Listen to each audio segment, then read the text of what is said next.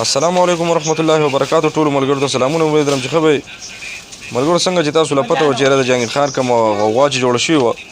چې یاره جهانګیر خان وفات شوی دی، هغه مختلف قسمه خبرې د هغه کوم لایف ویډیو چې راغلې ده،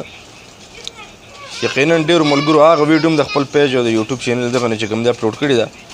چې یاره جهانګیر خان بیا ژوندی شو څه وایي، نو د هغه د خولې هغه خبرې واورئ چې یاره دا څه شوي او اوس څه وایي په دې ویډیو کې. دا واورئ. الله راځي په دې خبره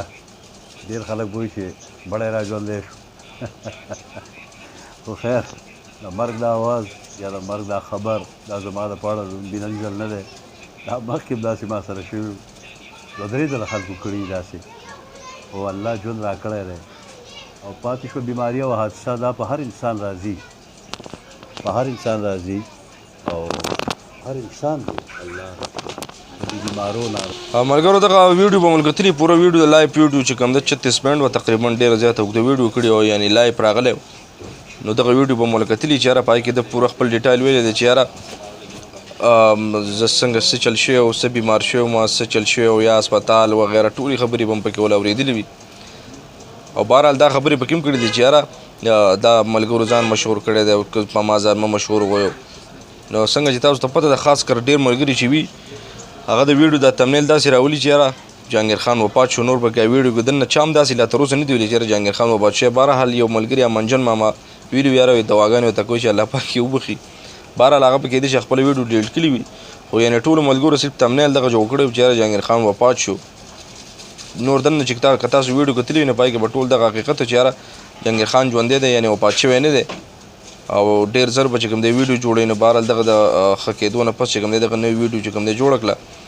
چې یاره زه ژوندی یم او داسې چل شوی او لاس باندې مې دړو او سینه بیا بریښ شو، بیا هسپتال ته لاړم او بیا دا چلو شو، داسې چل دغه شو.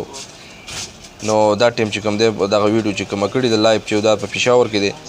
او دغه ویډیو کې دا هم ویلي چې یاره دوباره به ځم لاهور ته، د هغې نه پس چې کله رالم پېښور ته د خپل بل ملګري جهانګیر خان چې دی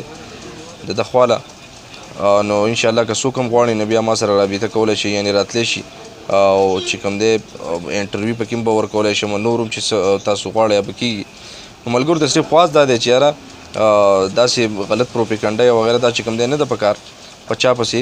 چې یاره یو سړی دا وایي چې یاره هغه وفات شوی دی یا هغه مړ شو یا دا یا دا. بهرحال موږ هم چې کومې دا درېیمه ویډیو شو د جهانګیر په حواله باندې چې یاره بلکل هغه ژوندی دی، دغه لایف ویډیو له تاسو وکته چې یاره هغه ژوندی دی او په خپله باندې هم راغلی لایف ویډیو کړې ده. نو ملګرو دا ونننۍ ویډیو چې یاره جهانګیر خان د خپل د مرګ د پروپیګنډې نه پس چې کوم دی دغه ویډیو کړې ده چې یاره زه ژوندی یم، بلکل ټیک ټاک یم او بیا به فلمونه هم کوم او ډرایو هم کوم. نو ملګرو که ویډیو مو خوښه شي ویډیو لایک کړئ، چینل ورسره سبسکرایب کړئ، بیل آیکن پرس کړئ د ښایسته ویډیوګانو لپاره.